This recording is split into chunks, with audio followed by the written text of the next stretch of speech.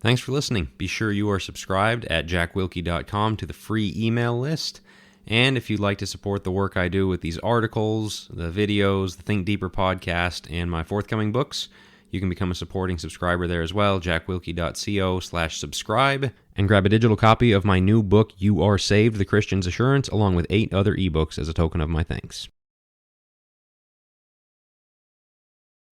The latest Church of Christ issue, March 26th, 2026. Last week, the Brotherhood police in the Churches of Christ were at it again as Terrance Brownlow-Dindy of the Texas School of Preaching took aim at Todd Clippard over the issue of alcohol. This time he was joined by Don Blackwell of GBN in a joint public confrontation. Todd wrote a well-done piece laying out his position, but the damage has already been done. More fractures have been caused, more reputational damage has been done. Why? Because that's what they do. I commented on my Facebook account to say, it's time the rest of us band together and tell the dividers and the slanderers enough. The responses to that have given me a few angles that I believe need a little bit more examination. The confrontation needs to be public. I have seen many comments and posts decrying the division going on in the public nature of the confrontation. I'm sorry, but some of you are going to need to develop the stomach for this kind of thing, at least for a little while. Until you do, the Brotherhood police's tactics are going to keep working. They publicly blast people, start gossip back channels, destroy reputations, put faithful people's livelihoods and ministries at risk, and sever friend and family relationships. And the only reason it works is because everybody in the middle wants to privately shake their heads about how unfortunate it all is, but never actually name names and take a stand. The ivory tower lectureship set won't risk their seats. Others will cancel speaking invitations and quietly distance themselves from good guys like Todd, even if they don't disagree with him or don't think it matters that much. They do this because that's just way easier than dealing with the discomfort of pushing back. This is simple stuff. It's the Seven Samurai, the Magnificent Seven, A Bug's Life, and all those movies about the many realizing they don't have to keep getting stepped on by the few. But the only way that happens is if the many start talking about it.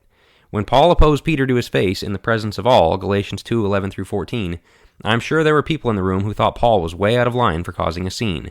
But Paul didn't walk in there and take the Gentiles aside and go, "Wow, what a bummer that those guys are treating you that way. Sorry that happened to you, brothers." No, he did the right thing and publicly called out the problem. Hundreds of people now know about Peter's sin because Paul confronted it and then wrote the encounter down. Sometimes that's needed. There goes Jack, thinking he's Paul, somebody might respond. No, I'm not an inspired apostle. But does this not set a precedent for publicly calling out men in leadership who are causing division in the church? It makes the church look bad.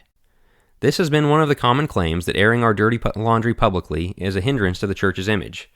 I understand the point, but I disagree. Many outsiders think we're exactly the kind of church Terrance wants us to be, constantly purity spiraling, devouring each other, preaching everybody but a tiny circle of people into hell. Publicly pushing back and saying, we're going to be a movement that gives each other some grace, and we're not going to be the kind of movement that allows bad faith actors to fracture us over every tiny detail is, in my view, a good thing for the church. If you were an outsider, which would you want to be part of? A church that sits by while anybody who disagrees on the long-debated issue of alcohol undergoes public reputational death? Or a church that polices itself whenever somebody attempts to do that?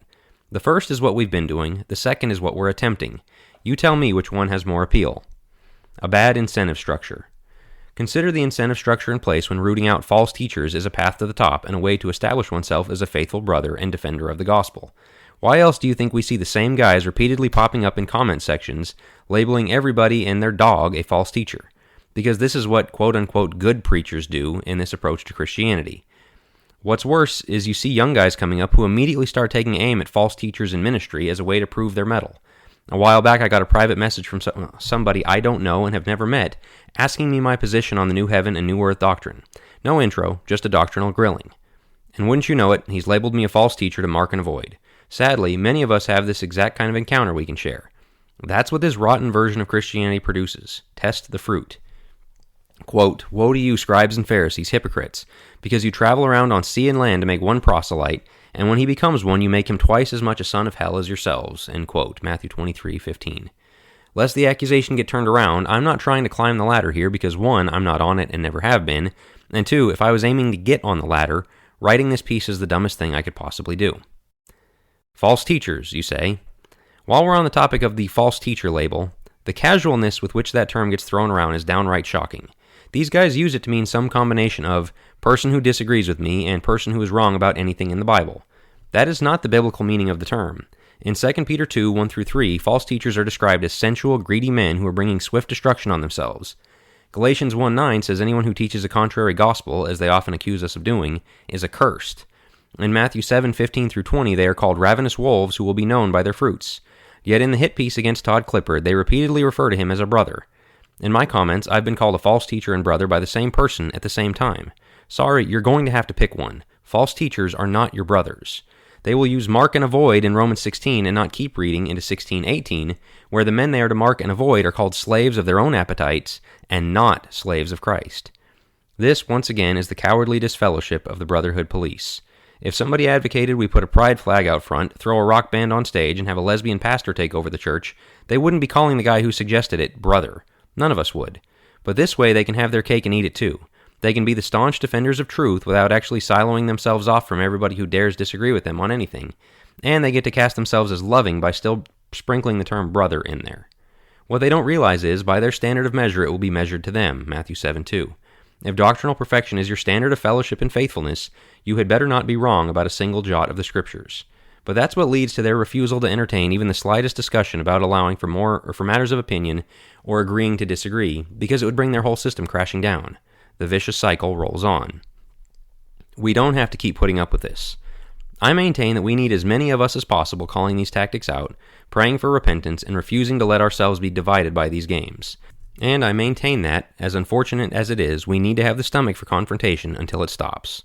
A lot of people have disagreed, and you're free to do that. But as I always say, saying I don't like that isn't a solution. Tell me how we're going to put a stop to the bullying and brotherhood policing. I'm open to a better way if you have one, but until I see one, I maintain we all need to speak up and say enough is enough. If you're catching this on your podcast app, please take a few seconds to leave a review. Good reviews help other people find the podcast, and I would greatly appreciate it. Thanks.